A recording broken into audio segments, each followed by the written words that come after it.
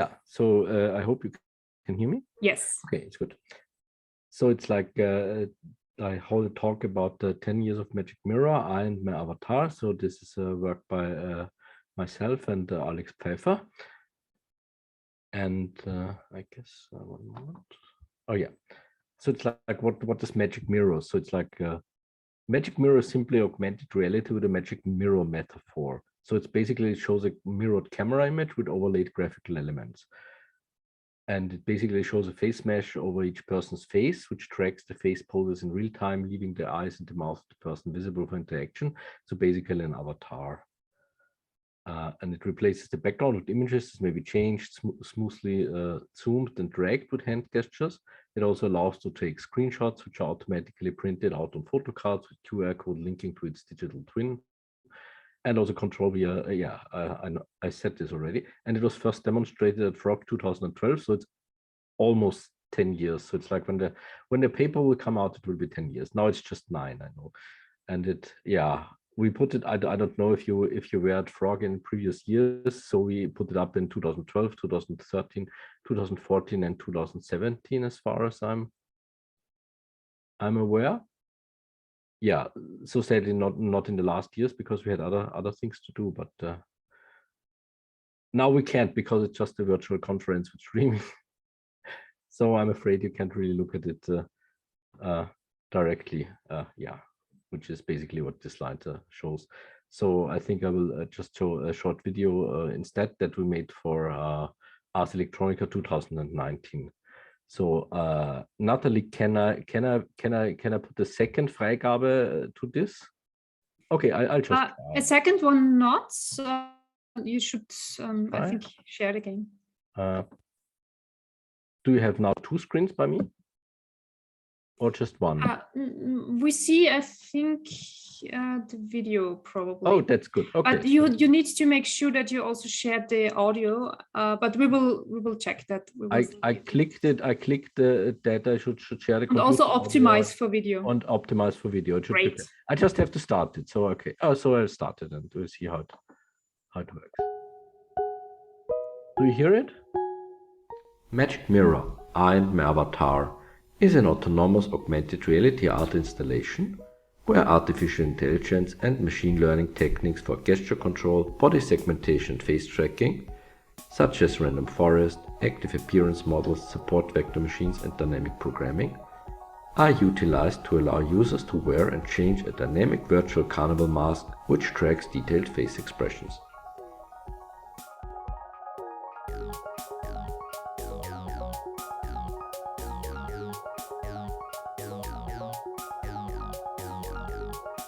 Already in 1958, Roger Caillois extended the theories by John Housinger with 4 universal game types. One of these is mimicry. Mimicry means becoming someone else and participating in an illusionary world. This can occur between the free game type, Paida, and the rule-based game type, Ludus. Here, the gamer is inside a virtual character that is an avatar. A concept mentioned, for example, in Neil Stephenson's science fiction novel and bestseller Snow Crash from 1992, where it has been introduced to the public in the context of computer gaming. However, already in the 80s, the computer game series Ultima introduced the concept of an avatar, especially in Part 4, Quest for the Avatar, where the gamer takes over the role of an avatar as a virtual image. In 2003, James Paul G considers the different identities. For him, there is the identity of the gamer, the identity of the avatar in the game, and the projected identity. By this he describes transfer effects between gamers and their avatars. So within Magic Mirror, I and my avatar, we initially provided a mixture of characters from the well-known, massively multiplayer online role-playing game World of Warcraft, and contemporary Austrian politicians and presented it at a gaming conference. It was an instant hit. Afterwards, to make the installation more accessible to the general public, we successfully extended the mask set. Now we have many different masks based on seasonal variations, such as the Easter Bunny, Santa Claus and Christkind and Halloween characters, as well as European politicians and other persons of interest, such as the Pope and John Malkovich. Our installation allows up to 6 users to take over the role of a virtual figure or a politician in parallel, and enables each one to change his face, reposition or resize the background, and make a snapshot by simple hand gestures. One disturbing variant of the installation is to give everyone the same unchanging face. Do you still feel like yourself? Snap. I must stop it. I think it's an auto repeat. Okay, so it's like, how do I stop this? Oh God. Okay, now I got it. Okay, so I stopped it, and now I just put the presentation on again. Okay, I hope everybody saw this. Did everybody see this? It worked perfectly, Alex. Okay, it's good. Yeah. So it's like I'm really sad we can't really show this in live. So you see it's lots of fun when you try it out. It was also much fun to implement, and so let's just give you a few of the details. So it's like this: the hand gestures are very simple. So basically, you have a move gesture which allows to slide your head to the left and to right to activate the left or right move gesture, and also you can do a zoom, basically a zoom in and zoom out. In the beginning, this generated a keystroke, and afterwards we had a version where you could do it smoothly. So it's basically you had smooth zoom, and you could drag with 2 hands. And there was also the one-handed drag, where you just had to put one hand up, and then you move with the other hand. But this actually, if you do this for a long time, it takes much effort. So we then did a two-handed drag a few years later, where it's not as bad. And actually, the most work for this whole project was simply creating high-quality face textures.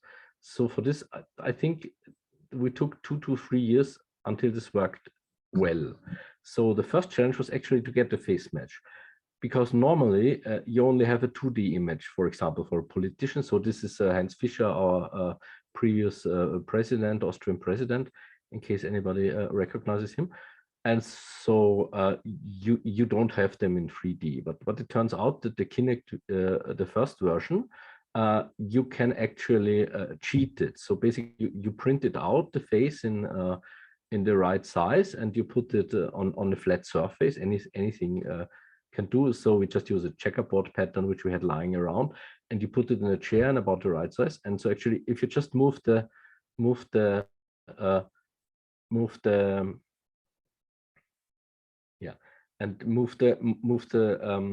chair a bit to the left and to the right and to the left and to the right, so then sometimes it would just begin to recognize the face, and then you have a good mesh, and you can use this, and you can transform it to the original image, and then that's just the start. So then you get, of course, the original image with the mesh overlaid, and then you just need to remove highlights. So for example, in the photograph, you see, okay, there's light coming from the right. The left side of the face is much darker, and you have to correct for all this. Otherwise, it doesn't look bad. So that's what we did by hand. So that was actually Max Weissenbacher did, one of my first students in 2013. He did all this work. It was much work to get good quality images where you basically you emulate front light. So it's like if the light would be in front of you. And of course, making the eyes a bit larger and see through, so that you can look through the eyes and you don't have because the first version, it didn't have any holes at all. So we basically had the eyes and the mouth, which the character had, and that's obviously not a good idea. It reduces immersion. So we use this, and of course that you can use your own mouth, and you can put tongue out and stuff like this. Yeah, and then we did some fine tuning. We wrote the face mesh. Basically, what it's like Max Weissenbacher wrote the face mesh editor, and he also used it. And we also, all the parts outside of the face will be made transparent. So obviously, this is something which you need to do. And then you have the face mesh. So then you just need to render it, and that's actually the easy part. So what we also did in the second step is basically so the prop, if we just go back, okay. So what you see here on the face mesh is you see it only goes for part of the face. So it does not include, for example, the hair, it does not include the ears, it does not include, if someone would have a beard, it would just be part of it. In that case, we don't have this problem. So, and you only rendered this. So it's basically, if you have hair, you would have it show through and it ruins this illusion. So the next step we did is we extended the face mesh. So in the middle, you have here in green, the original mesh, and then we used 3D vector arithmetic to extend it outside so that we can also render this part over. So it's like if you use then a face which has lots of hair, it will tend to, or if, for example, like myself, you don't have much hair to start with, so then this will draw over your own hair, and of course it will look reasonably well. So this was of course for the XMS version. Yeah. So, and it also enables see-through face maps. So for this, actually, we don't really do much with the face tracker because all this part is transparent. We basically plot only the hair, or in this case, the beard, the beard, and this yeah, and this part. Yeah, so that was also something which worked reasonably well. We had different face sets, so you might have noticed that, for example, we had also the famous one famous actor in this John Malkovich, but we didn't really dare put him into one of the face sets which we had publicly, so we just used this internally. So we don't have a face set with John Malkovich, but with other people. For example, the first faces, these were basically characters from World of Warcraft and some local politicians, most of which don't exist anymore, except I think Strache. You might notice Strache, he's still alive in some sense. Feimann, Spinnelecker. Spinnelecker, yes. Yeah, and this from the BZÖ. What I don't know what his name is. He's gone. I have not. And yeah, okay, this is from the Green. This is from the Green Party. Klavichnik. Yeah, Klavichnik, and of course Stronach. He's still around. So the Tagespresse did a funny thing where he said he wants to run for president. It was all fake. That was fun. So he's still around. At least he's building small cars. And... Yeah, very small cars. There's a nice video on YouTube on this. Yeah. Okay, so these actually didn't have this face lot. So you basically you could move your face, your mouth, but you couldn't really look through the eyes. So this was the next generation. This was also a version where only one guy could stand in front of it. And from this one, we had a two-face version, and there we had Austrian. So basically, this was international. So it's like Heinz Fischer, or then President, then Edward Snowden. Angela Merkel was around a long time. It's just now she's stepping down from office. So that was really cool. And of course, also, not Osama bin Laden, no, Barack Obama, which has this very different face. Barack Obama is really hard to recognize, but I will talk about this later. And we also did a V for Victory mask, a Guy Fawkes mask, which was very fun. And we also had the Pope here, which is nice. We also put in, I don't know, Julian Assange, but I guess we didn't dare. We had an image from him, yes, but we didn't dare. And then we did, of course, an Easter Bunny theme. These were actually created by Emanuel Amla, which is a famous character designer. He did all this stuff for us, and we did this stuff where you have the tooth in front of the face, basically. So it plots the face, and then you have the tooth in front of the mouth, so just like a normal rabbit. And there was an Easter egg in this version. So basically, normally when you come into the Kinect, yeah, when it recognizes you get a random face. But these two faces you could only get with hand gestures. So it's like for this you would have to do like this until you get so you couldn't get them randomly. So basically, if you see a screenshot with one of these two Easter faces, you know, okay, this guy, he really recognized that you have to do the hand gestures, and really he really made it. And we of course had the Halloween version where it's actually funny. We had 3 of these masks is also are also again generated by Emanuel Amner. So for this, we basically generated the face meshes ourselves. So basically, Emanuel just took the base character from this rabbit face, and he just built another character around it. So we just could use the same mesh, and 3 of them are actually photographed and adapted from real mask. And I really challenge you to find out which ones are, because it's very tricky. It's very tricky. So any takers? Which ones are virtual? Which one are photographed from real mask? It's free basically. So anybody care to guess?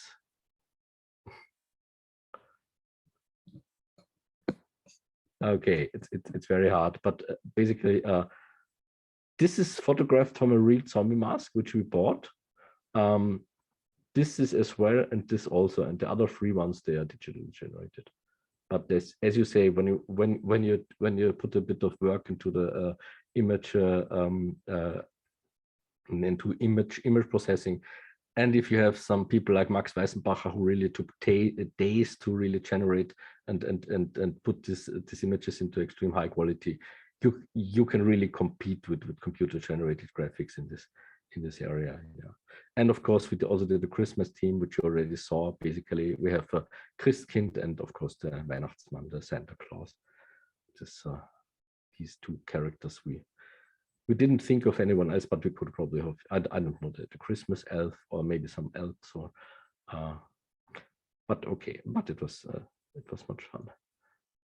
Yeah, so it's like just you saw actually in the videos you saw quite well that the image quality of the first Kinect wasn't really good. Yeah, so it's like the best thing here is really the rendered image, because that was extremely high resolution, but you see you have pasty colors because it was just fixed, because it was 1.3 resolutions and the colors were always off.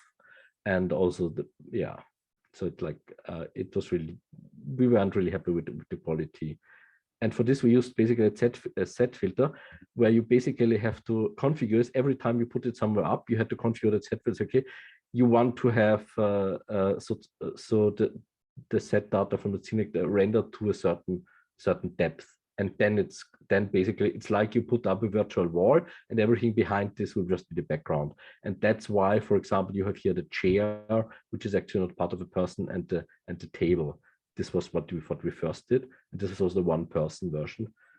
And then because the Kinect V1, it was around for quite some time, I guess 3 years, from 2012 to 2015. And in this time we really were we thought there must be a way to get a better image quality. And so we actually took a Hero GoPro and put it on top of the Kinect.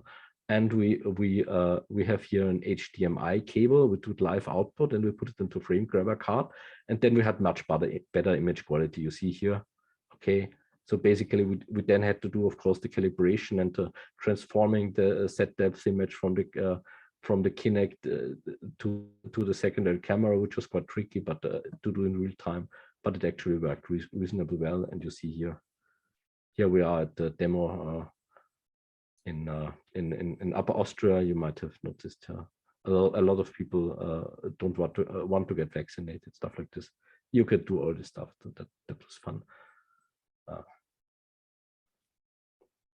And then of course the Kinect, the first version of the Kinect was discontinued in 2015, and they completely changed the API.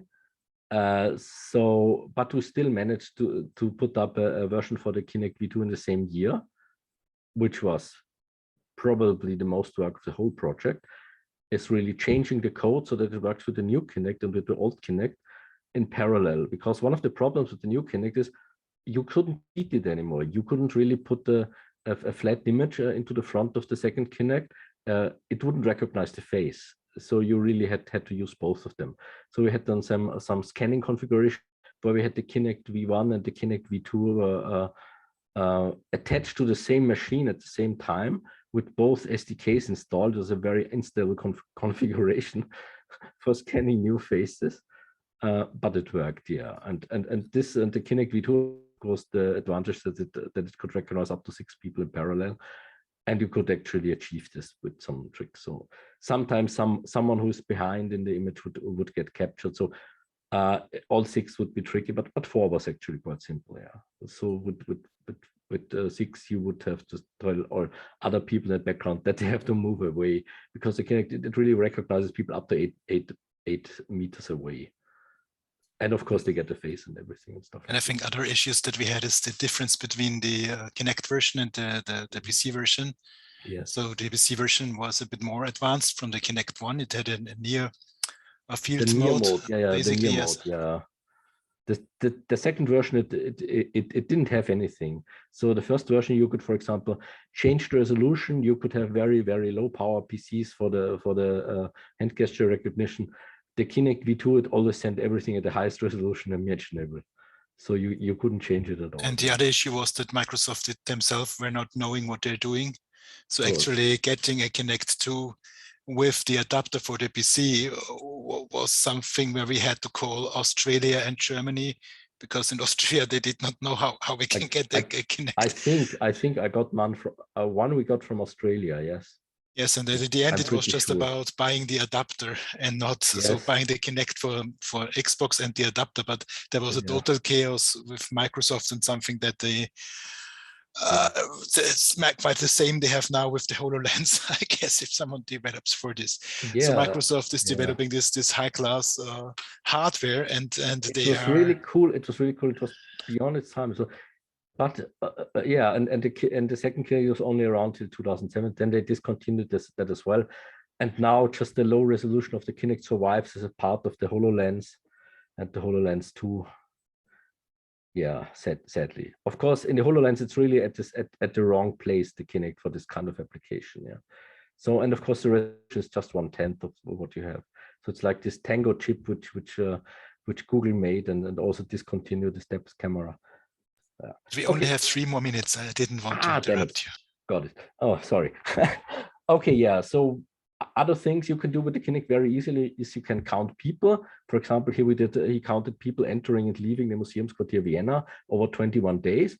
So you see, okay, most of the people come between 8 and 20. You see a few in the night, but of course, at 4 in the morning, almost nobody enters or exits.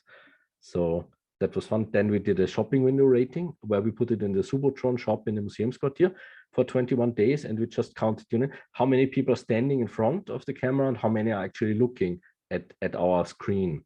And you see, okay, at the top level, you have maybe 1/5 of or almost 1/4 of the people who are looking at the screen. So it's like a Nielsen rating for shopping windows, I always said. And you can also do some very, very rough heat maps. So you can say, okay, where people are looking at. But this is not really surprising. The people are looking at the screen where they see themselves. This was actually for the Easter Bunny application here. So you can also estimate, so at least with the Kinect V2, you can also estimate the body height by computing the distance from the floor plane, basically for the head center plus distance between head center and shoulder center. I've put a few formulas there, but they are really very trivial. And in the best case, it should be about 4.3 accurate, but we only have one sample for this. Or the worst case is the true height should be within plus minus 0.3 sigma of the average height. So it's actually, it's useful, but it's probably not perfect. Yeah. So, and what do we learn? So it's like looking through shopping windows with depth cameras is hard. The depth cameras don't work at all in bright sunshine. So we had some in Museumsquartier Vienna. We had we were there for 2 days in the sunshine, and it was really, we had a pavilion for shadow. But if you just put your hand outside in the sunshine, it vanished. It was just you could amputate your hand for the Kinect if you just put it in the sun. Yeah, it's gone here, right, directly. That's if you have some shadow tracks, and also that. Nobody recognized Barack Obama because he has this distinct face shape, yeah. And if you render the distinct face shape on a normal face, this distinctivity gets lost. So a lot of people did not recognize him, yeah. So we probably we could have changed the rendering, but of course then the people wouldn't have recognized themselves. It's really there are no easy solutions for this. And as I said, we can do a lot of stuff without storing any personal data. And the people really enjoyed our system every time we demonstrated it, especially kids. There were hundreds of cards. Some people wanted to pay, but we said, no, I mean, it doesn't make sense to have 1 or 2 euros. With all the development, we can never get the development costs back for this. Is not possible. And of course, you should never rely on a single hardware and software platform. Yeah, what we plan in the future is to adapt Magic Mirror to other related sensors like depth cameras, laser range, ultrasound, stereo cameras, and make it run on smaller non-Windows platforms. And of course, if it's possible, to enable high quality tracking through window glass and outside the sunshine. But I guess we need a special purpose for this. We tested all depth cameras. None of them work through window glass. It's really very frustrating. And yeah, it's like 10 years of Magic Mirror. Next year, it will have been 10 years since we started this project. And to celebrate this, we will make a publicly available long-term installation with multiple Magic Mirrors. So as many as we have functioning Kinect left. I don't know, Alex, did you already count them? How many you have in? I have 4. Yes, I have 2 sets left. So we okay, will, so it's 6. So we can have 6 installations. And the location constraints are, of course, very problematic with COVID, especially with the new African variant. If in summer we're still running around with face masks, we can do it. You have to do it. It only works without face masks, so you can really change something about this, unless we really want to rebuild the complete system. And it must be indoors or outdoors in all the shadow. Of course, no rain in outdoors. And you probably need to come to Austria, unless we find someone who wants to put them up somewhere outside of Austria. Again, it's probably something for summer, because in summer there's at least some chance that people will run around without masks, and the tracking will actually work. Alex, I think I have to interrupt ourselves. Okay, good. I'm done. We put the discussion into the chat. So if you have any questions, and Nikolaus or Natalie is going to introduce the next speaker. Yes, okay, I'm doing that. Okay, basically, so, I'm done. Okay. Yeah. Thank you so much, Alex. And as the other Alex said, if you want to continue and have questions, please just put it in the chat, or